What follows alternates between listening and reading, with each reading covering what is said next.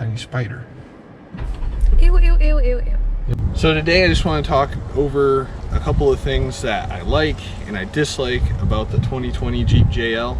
Okay, so as you can see, I already have this lifted with 35s on it, but I've only been driving it like this for the past 200 or 300 miles. So I really am only going to talk about the Jeep in its stock form. In another video, I'll talk about the lift and the tires, but just so you know, that's not going to be a factor here.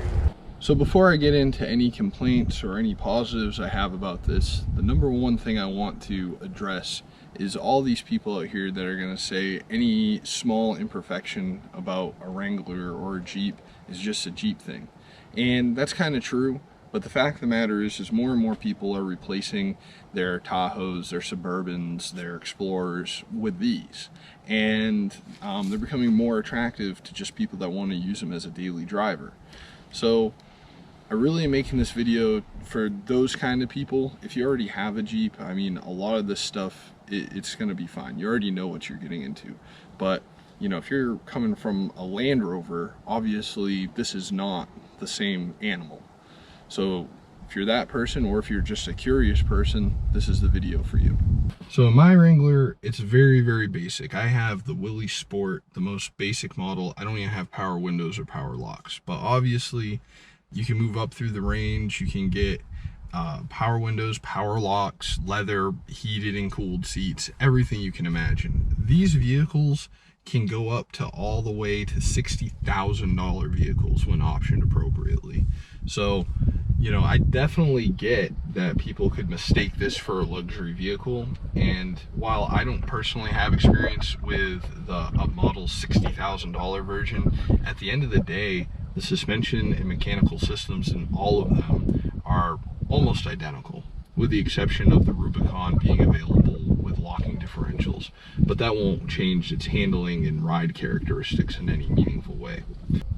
Even with this very, very basic model, I mean, with no real interior options in it, we still have Bluetooth radio and steering wheel controls for that radio, backup camera, cruise control, everything. Now, my model is the 6-speed manual, which is pretty uncommon. A lot of you guys will have the 8-speed automatic, but I still believe that the experience is pretty comparable between the two. One thing that I like a lot about it is, even with my most basic radio, which is the Uconnect 3 with a 5-inch screen, not long ago, the stereo in this vehicle would have been the top level. So now the basic level is what was maybe 3 or 4 years ago the highest end you could get. We have, you know, kind of a heads-up display that shows pretty much any information you want, from your speed to your fuel economy, your tire pressure. Like I said, that's all with the most basic level.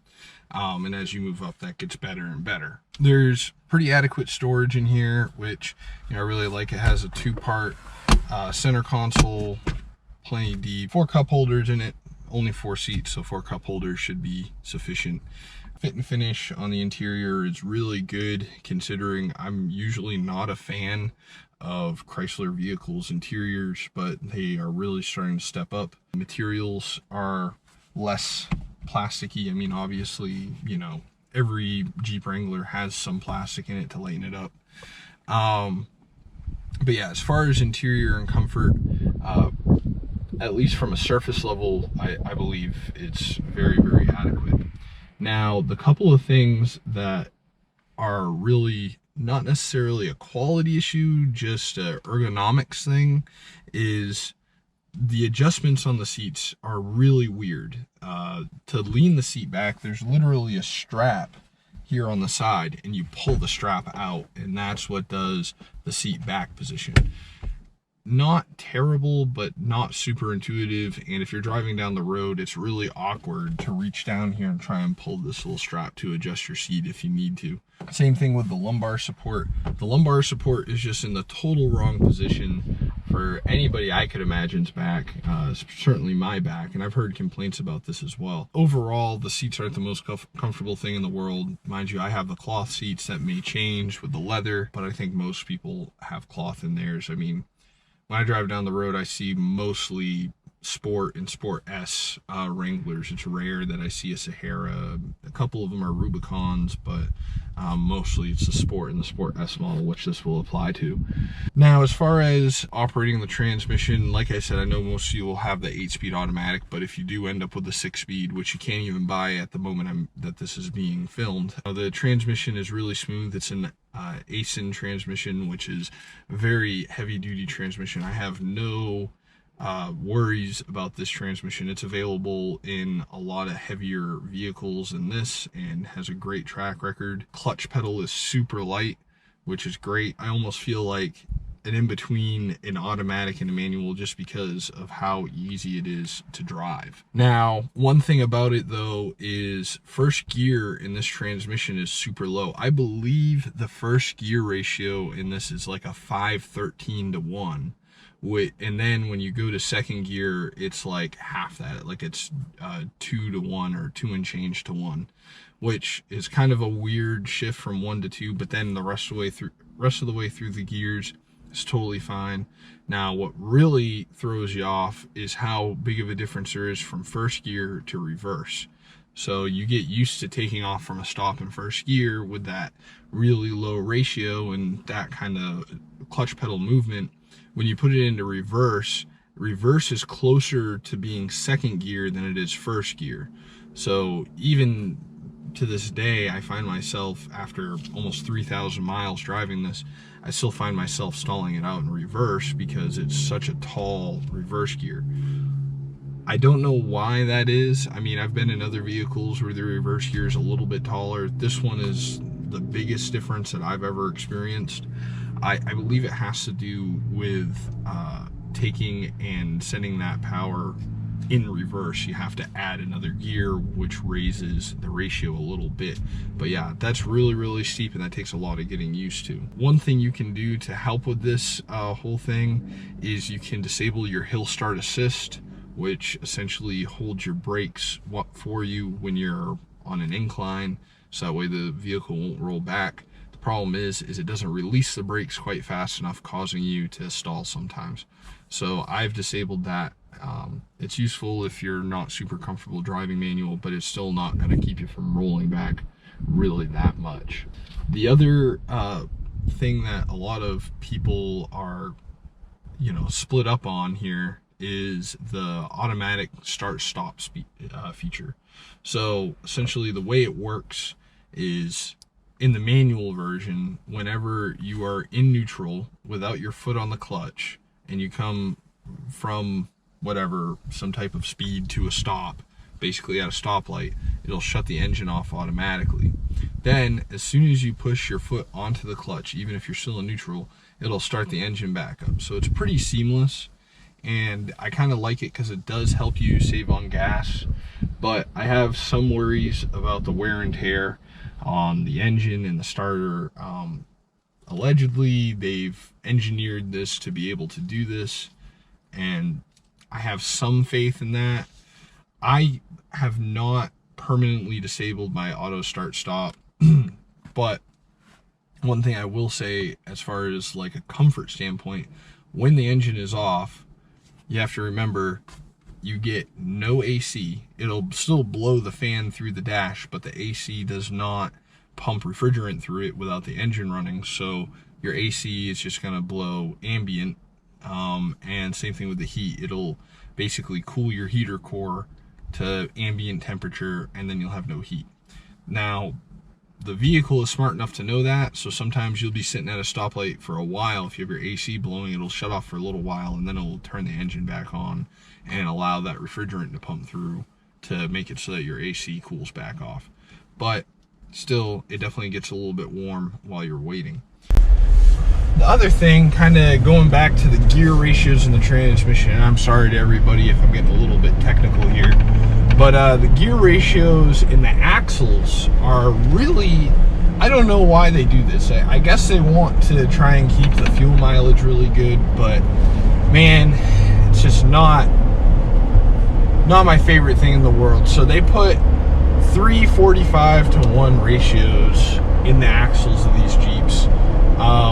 I know that you can go lower than that in the Gladiator and in the JLs that have the diesel engine. But if you have the 3.6 like I have here, the ratios are pretty high. Now that's still better than it was in previous models. I believe if you go back to like the TJs and the YJs, they offered models like 308 ratios, which are crazy high.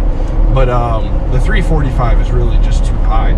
Even before we put the lift on and the bigger tires, it was rare that you could just leave this in 6th gear and ride down the interstate. I mean, you really had to drop down to 5th if you had to climb any type of hill on the interstate. It really kind of sucks. I really think that stock, these should probably have like 373 ratios. Unfortunately, that's just not the way they make them. Now, you're not going to really notice this as an issue if you have the automatic, because the transmission's doing everything for you, has plenty of ratios to choose from in that because it's an 8-speed instead of a 6-speed. But if you're getting a manual Wrangler, man, that's going to suck. I definitely plan on gearing this down. I'll probably I probably won't go as far as like a 513, but maybe like, you know, a 456 gear might be the way I go, and just make it a little bit better to drive than even it was stock.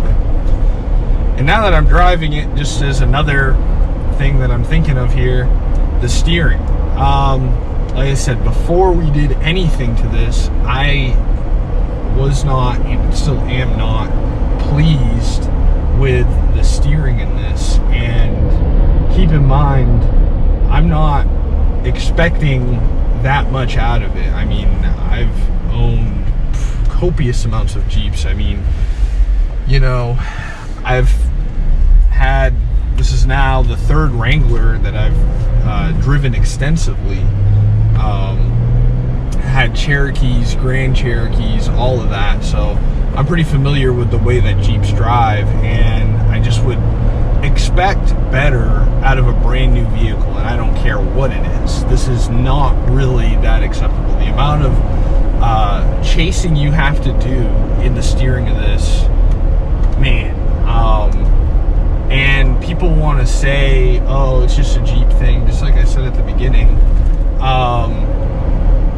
It's just not. I mean, yeah, definitely there are Jeeps, old Jeeps drive, you know, kind of hard, and you got to chase them around a little bit, but it shouldn't be that way in a brand new vehicle, man. And I know a lot of people buying these are replacing them with vehicles that drive fantastic. You know, if you're coming from even an older Tahoe, this is definitely gonna be some work to get used to, for sure. Now, I don't really know what I'm gonna do about it at this point. I know that Steer Smarts does make some aftermarket upgrades to the steering that you can get, and that's fine and all, but man, I just don't think if you're buying, I mean, even the lowest model is a $30,000 vehicle minimum. If you're spending that kind of money on a brand new vehicle, you shouldn't have to go through and spend another $1,000, $2,000 on steering components to make it drive right.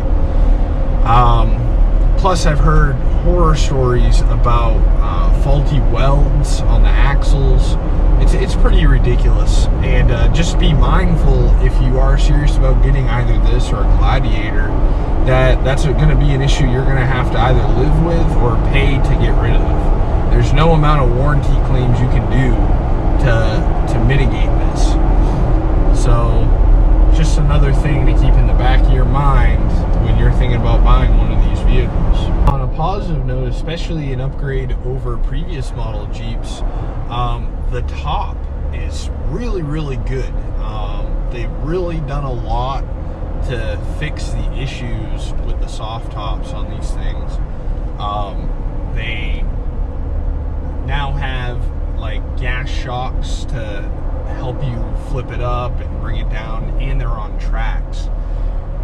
Now, it's still a soft top on a Jeep, so it's not a perfect operation here. they put in these zipperless windows, and I am not confident that the zipperless move was the way to go. I'm really happy that it all fits together real nice and tight, and I definitely wouldn't trade it for a hard top. I know a lot of people are going with the hard tops, with the Freedom tops that you can pop off, but you know, I at least wish that the back window was a zipper window, because to open the back window is kind of difficult with a soft top especially. I mean, the hard top, it's no issue at all. So I would say yes, it's an upgrade, but yes, it could be better. But that's true of everything. I mean, it's all about cost whenever you're a high volume manufacturer like Jeep. So I think they're doing the best they can with it. I don't hate it. I'm glad to have it for sure.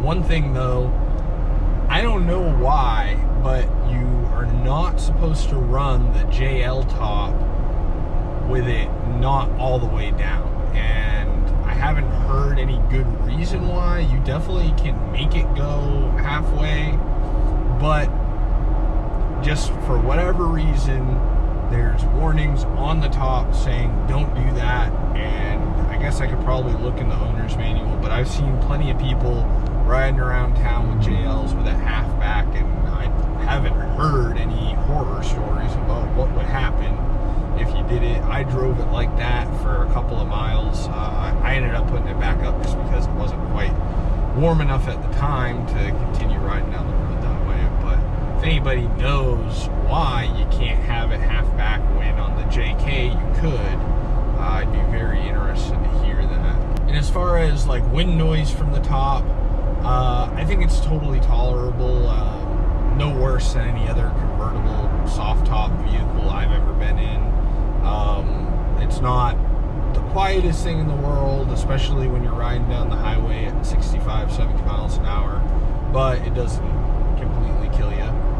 Now, this is the Willys edition, so that this came with the Firestone Destination MT2 tires, and the tire noise was not bad. I would say like probably not even noticeable when we first got it, but then after I drove it for a while, it started to get just a little bit louder. And then after I lifted it, I have a 2.5 inch lift, those stock tires got really loud. And I mean, the MT2 Destination MT2s are pretty aggressive tires. I mean, if I was in the market to buy those brand new and I saw those tires, I would not expect them to be quiet, just judging by the tread pattern on them.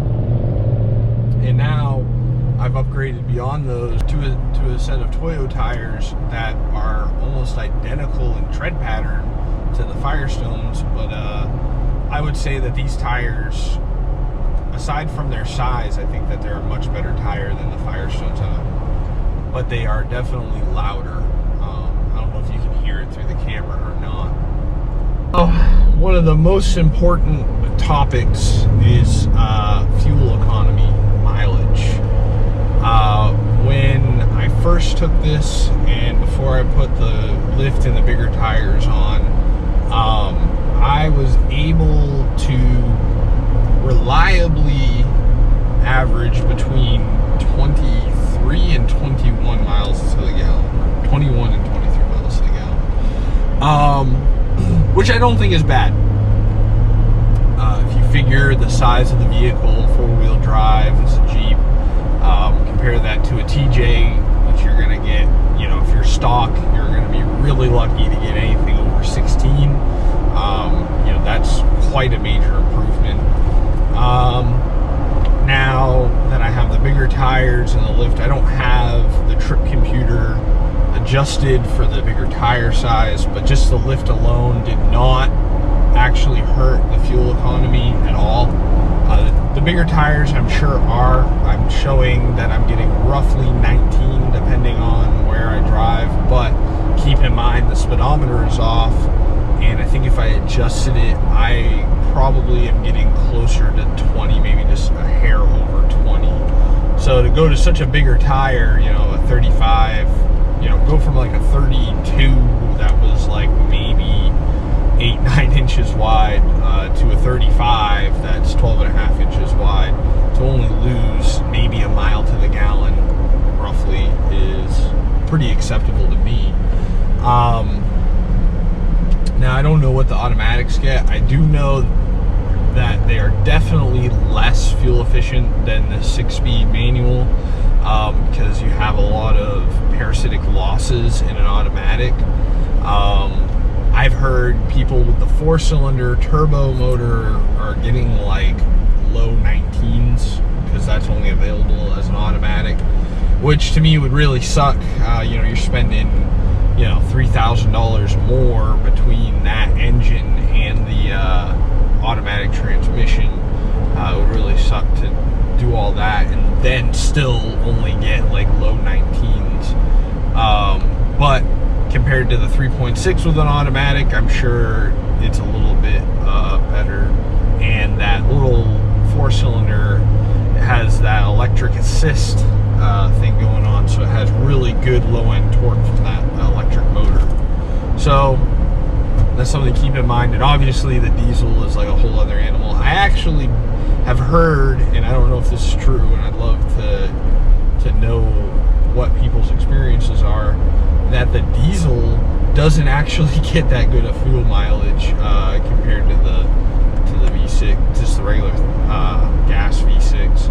Now, of course, you're going to get a lot more torque out of the diesel, though, and definitely be better if you're towing anything. So, very, very tempting option to go with the diesel, but for $4,000, I just didn't think it was worth it. The last thing I have, and it's not really the fault of the vehicle itself, it's really the fault of the manufacturer of the vehicle, is the recalls, man. I mean, it doesn't seem to matter what Chrysler product you get, you're definitely going to get hit with some recalls. 2 days after we took delivery of this, we got hit with a really bad recall on the clutch, to where they weren't even allowed to sell these anymore until they figured out the fix for it, and they still haven't figured out the fix. We've owned this almost, you know, 3 weeks, going on a month here. I've driven it about 3,000 miles. You know, we still don't have a fix, and now with everything going on with coronavirus, we might not ever get a fix, at least not in any reasonable amount of time here. Basically, the clutches are fragmenting, basically blowing up inside the transmission and causing the vehicles to catch on fire.